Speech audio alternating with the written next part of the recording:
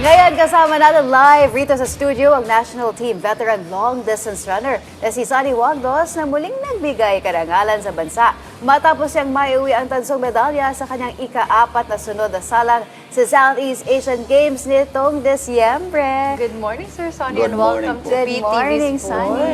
Good morning sa lahat. And Salamat sa syempre, invite. Congratulations, another Salamat po. podium finish for Sunny Wagdos sa nagdaang 33rd Southeast Asian Games. Now, ito naman, mula sa iyong pagiging varsity player sa University of Mindanao hanggang sa pagiging consistent medalist mo sa Southeast Asian Games, ano para sa iyo yung pinaka-defining moments ng running journey mo? Sa pinaka-running journey ko, ma'am, although sa college naman is talagang medyo mahirap din ang college kasi nag-aral ka pa, tapos nagtitraining ka pa. Sa pinaka, nung naging national team na ako, is talagang iba na yung level niya. So, more competition, more pressure na siya. Hindi, unlike sa yung dati, kumpara ngayon, mas grabe na yung pinagkaiba nila. Malayo na po. Yun. Pero before the show, we talked about yung naging benefit sa'yo ng pagiging national Yes po, athlete. opo. Maybe you can share sa ating viewers kung ano yung mga talagang, paano ka binago ng long distance run? Yes po, ma'am, talagang malaki ang pagbabago, lalo na sa, nasa national athlete kami. Siyempre, maraming benefits, lalo na pag nananalo ka, siyempre may incentives ka na kukuha. At the same time, maiikot mo ang halos buong mundo. Yun, isa din yun na talagang mapuntahan mo yung ibang lugar. Yun po, ma'am. Pero bukod doon, ano ba yung mga binuksang pinto or opportunities sa'yo ng sports na ito? Siyempre, ma'am, number one dito is disiplina. Kailangan mo disiplinahin. Una. And then, sa sarili mo, kailangan mo, tawag nito, makinig ka lang naman sa sa coach mo. Yun lang naman din. Siya lang naman yung isa na nag-guide para sa iyo. Tama yan. Opo, Tsaka ma'am. dapat sa coach. Tsaka Opo, minsan ma'am. dapat focus ka Opo, talaga. ma'am. Pero ano po ba yung iniisip mo pagka tumatakbo ka? Nandun yung kaba, ma'am. Normal talaga yung kaba. Pero kailangan mo i-balance sila. Kailangan, kung kinakabahan ka man, pero kailangan nakapokus ka pa rin sa laro. Now, ilang beses ka na nag-medalya sa Southeast Asian Games? For- 2019. Yes po, ma'am. 2021, 2023, at opo, saka ma'am. ngayon nga, 2025, Yes, ma'am. another bronze medal. Paano mo pinapangalagaan ang iyong sarili para maging consistent at yung longevity mo rin bilang long Yes po, distance ma'am. runner? Sobrang hirap, ma'am. Kasi alam mo naman, pag Southeast Asian Games, talagang hindi siya basta-basta makakuha ka lang ng top 3 or podium, gano'n. Sobrang hirap talaga. So, kumbaga, siguro hindi ko rin masasabi kung natsatsambahan lang, gano'n. Kasi nandun pa rin naman ako sa, sa parang top level ng Southeast Asian. So, yun hindi mo masasabi talagang laro, mami. Nagdidepende sa competition kasi. Nagdidepende sa competition kung paano yung flowing. So, kumbaga, hindi ko alam din, mami. Kumbaga, siguro, sabihin natin, tsambahan na lang. Yung luck? Alam mo, Opo, nagigets ma'am, ko si Sunny kasi minsan kahit gaano ka ka-prepared Opo, sa ma'am. competition, hindi mo rin masabi yung conditions Yes po, doon ma'am. sa mismong laban. And minsan, meron kang hindi mga maiiwasan na mangyayari doon mismo sa Totoo yan. competition. Kung ano yung pinractice mo, hindi mo minsan Hindi minsan, magagawa. oo. Minsan Yes perfect. po, ma'am. Nakapanayam natin yung ibang gymnastics. Perfect sila nung training, nung rehearsals. Pero pagdating sa actual competition, Yes gusto po, mo nag-iiba po talaga, ma'am. Nag-iiba po sa actual competition. Pero curious lang din ako, ano ba yung mga common injuries pagka sa long distance running? Usually, ma'am, plantar, and then, yun ay TB. Yun lang naman din talagang pinaka-common kasi ang labanan namin is mileage, yung mahabaan na takbo. So, yun talaga yung nagsusurrender sa amin yung lower. So, kailangan mo lang alagaan. So, kahit sabihin natin magpapiti ka every week or magpapamassage ka every week, ganun. At least, hindi mo siya pwedeng pabayaan. Parang Kasi kailangan kahit- namin yan. Opo, kahit sabihin mo kasing condition ka, yung katawan kasi natin, may may natatamaan na dyan ng mga ibang muscle. kasama sa recovery pala ang Opo, ma'am. pagmamassage, eh, no? Yes po, ma'am. Parang kailangan natin natin. yan. Pero paano ka ba nag-prepare dito sa biennial meet? Paano, ma'am? Ano yung preparation na ginawa mo and trainings or sa Talagang ma'am, conditioning? talagang mahaba pong preparation, ma'am. Hindi lang po months, halos buong taon din. Although kami, ma'am, mga long distance, wala po kaming rest day. Even Christmas, New Year. Nagtitraining pa rin kami, even holiday. Wala po talaga kami pinapalagpas na ano. Kaya, kumbaga, yung preparation namin, ma'am, is talagang mahabang proseso po. Ganon po siya. Now, pag-usapan natin yung 5,000 meter finals mo. Sinabi mo, maraming kulba dahil close yung fight. Yes, ma'am. Ano yung iniisip mo during the last lap na nakikita mo ang dami mong kasabayang Yes, mga ma'am. runners? So, nag-gets nyo naman siguro ma'am kung ano yung kulba, di ba? Yung parang nervous yun eh. Never. Yun kasi ma'am, yung last lap namin, kasi lumingon ako eh. Sabi ko, grabe ang dami namin. Last lap na yun, parang 6 or 7 pa kami. So sabi ko, kinakabang pa ako nun. Sabi ko, bahala na to sa last lap. Kaya ang ginawa ko nun, pinush ko na yung taga-Thailand, pinush ko na para sisirain namin yung lead pack. Once nga nasira kasi yung lead pack, malalaman na agad kung sino yung mauna.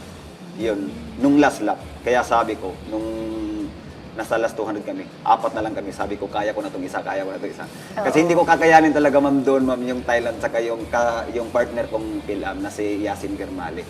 Kasi kung babasihan natin ang mga season beast, talagang pang-world na sila eh. Kumbaga, nandun na yung standing nila eh.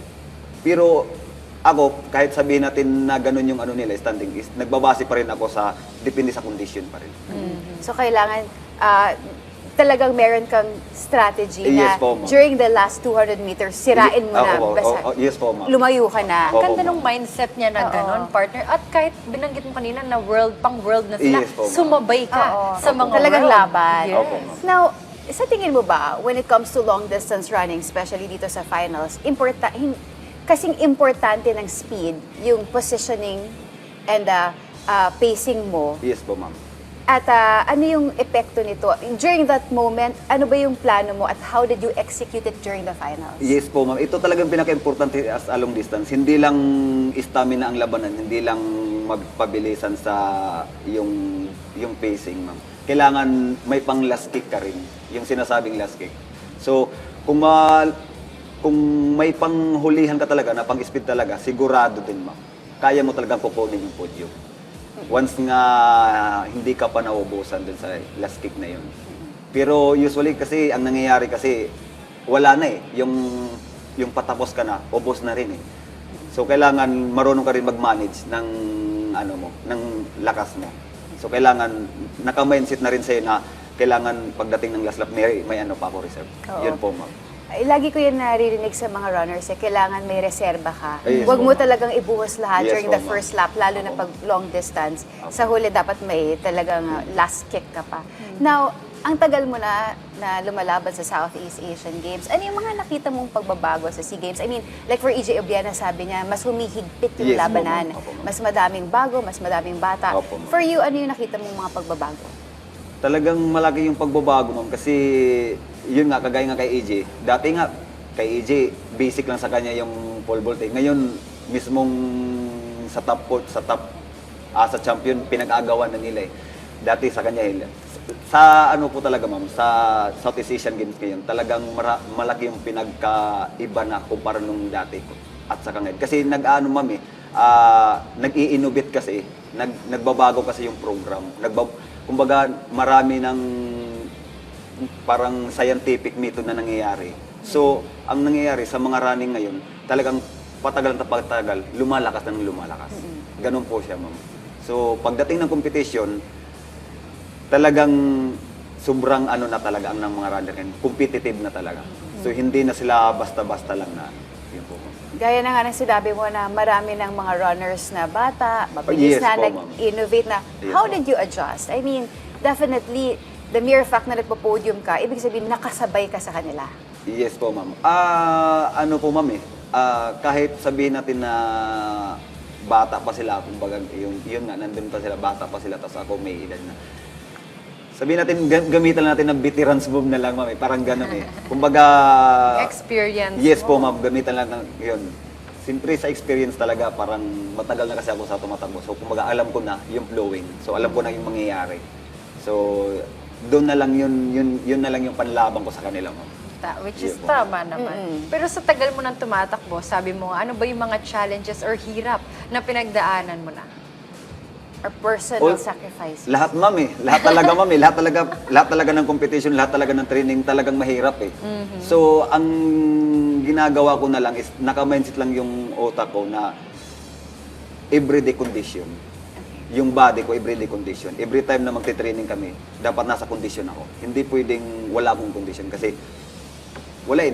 Kumbaga nasisira mo na yung program eh, pag hindi mo na siya nagawa. Gaano kalakas dapat ang mental toughness ng isang long-distance runner? Definitely, isang lap pa lang yan, maramdaman mo na yung pagod. Yes po, May ma'am. times siguro nararamdaman mo na rin yung sakit ng katawan. Yes po, But ma'am. how do you remain focused and talaga nga matibay sa loob mo na tatapusin ko to?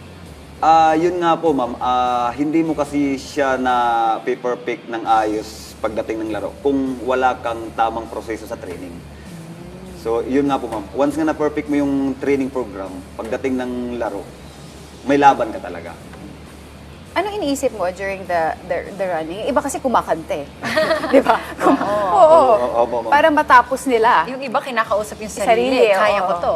May Ikaw ba? Ganun din ako, ma'am. Kinakausap ko siya eh. Tapos, kumbaga habang kinakausap ko sarili ko, nag-ano na rin ako ng technique kung anong gagawin ko sa next na lap na ano. Kung ganito pa rin, sige, ganun pa rin. Yung utak ko talagang nag-iisip rin siya na huwag kang mag-pressure, yun yung lagi kong iniisip, ma'am. Huwag kang mag-pressure kasi once na-pressure ang isang elite, nababago yung takbo, nababago yung ano. Pero nung bang tumingin ka sa side mo, na-pressure ka ba or mas na-motivate ka to go forward? Hindi ko na alam dun, ma'am, eh, kasi ano eh, kasi although last lap na kasi yun, sabi ko, kaya ko to. Oo, Sabi ko nang kaya sumilip ko to. ka. Oo, sabi ko kaya ko to sa sarili ko. Yun nga po, ma'am, yun yung iniisip ko. Pero ano bang nagmo-motivate sa'yo? O yung nagpapalakas ng loob mo? Hindi ko na maiisip, ma'am, eh. Pag nasa actual game ka na, minsan nga hindi mo na makilala yung ibang tao eh, lalo na yung ganun. Kasi sobrang hilo ka na eh. So, ang iniisip ko lang talaga kasi makapinish ako ng ano eh. Yun lang talaga. Tsaka yung Matapos ko lang suporta siya. sigurado ng family mo Oo. sa'yo. Yun talaga, ma'am. Yun. Yun. Always ko naman yan sila iniisip na ganun. I'm sure sa mga atleta, laging may malalim na hugot eh. Yes. There is always a why Opo. kung bakit nila ginagawa. Opo. Yung pagiging atleta, lumalaban para sa Opo. bansa. And now, ano yung biggest target mo this 2026? May first event ako ngayong March 1 sa Tokyo Marathon. Yun. So, lahat kami ng long distance na marathon, maglalaro kami sa Tokyo Marathon this March 1. So, ito yung first time ko mag-compete sa 42 kilometer sa abroad. So, nagdepende na lang po ito sa condition or kasi malamig ang Japan eh. So, bahala na. Malapit na yan March 1. So, Opo. paano mo ito pinaghahandaan? Lalo na nasabi mo, iba yung klima sa Japan. Iyan mga po, ma'am. Ito, ma'am, is, yun nga, yung pagkatapos ng Southeast Asian Games, hindi talaga ako natigil sa training, tuloy-tuloy pa rin. Kasi, kumbaga, naka-mindset na ako na may competition na ako na incoming. So, ngayon naman, dito sa Pilipinas, medyo lumamig siya eh.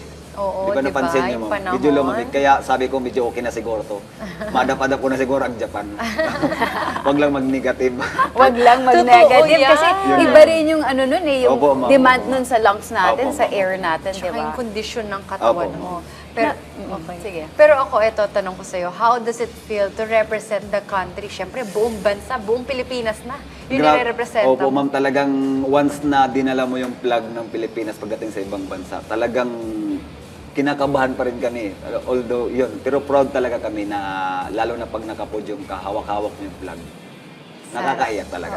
Ewan Lalo po, na ma'am. pag naririnig mo yung national anthem. Oh, yes po, ma'am. Yes po, ma'am. Kami nga nanonood lang eh, naiiyak na rin eh pag naririnig natin. Sila eh. pa kaya. Oo, ang atleta pa kaya na talagang binuhos ang lahat para manalo. Now, as a veteran athlete, ano yung mabibigay mong mensahe sa mga kabataan na gusto ring sumunod sa inyong yapak at gusto maging long distance runner? Apo. Talagang sa panahon ngayon, ma'am, ang dami ng runner eh. Ang dami ng, kumbaga, yun nga, nakikita kasi nila kami na motivate sila. ang advice ko na lang sa mga papunta pa lang, lalo na yung nag-i-aim na magiging national athlete, yun. Disiplinahin lang ang sarili. Promise. Tunay talaga yan. Sa akin, dalawa lang ang discipline and sacrifice lang sa sarili ko. Yun lang. Discipline ko lang ang sarili ko and sacrifice ang sarili ko. Lahat ng bawal talaga. And then number one is makinig sa coach. Yun lang po. Kasi kung ano po yung pinaplano mo, plano din yan ng coach yan. Kung ano yung iniim mo, iniim na din ng coach yan. So, yun lang. And then, siyempre, huwag makalimutan, higat. Always pray lang sa mga laban. Yan po. Finally, meron ka bang gustong pasalamatan Sige or po, ma'am. message mo sa ating viewers? Shoutout ko pala ang Philippine Athletics Track and Field or Patapa. And then, lalo na sa Secretary General namin, si Sir Jasper.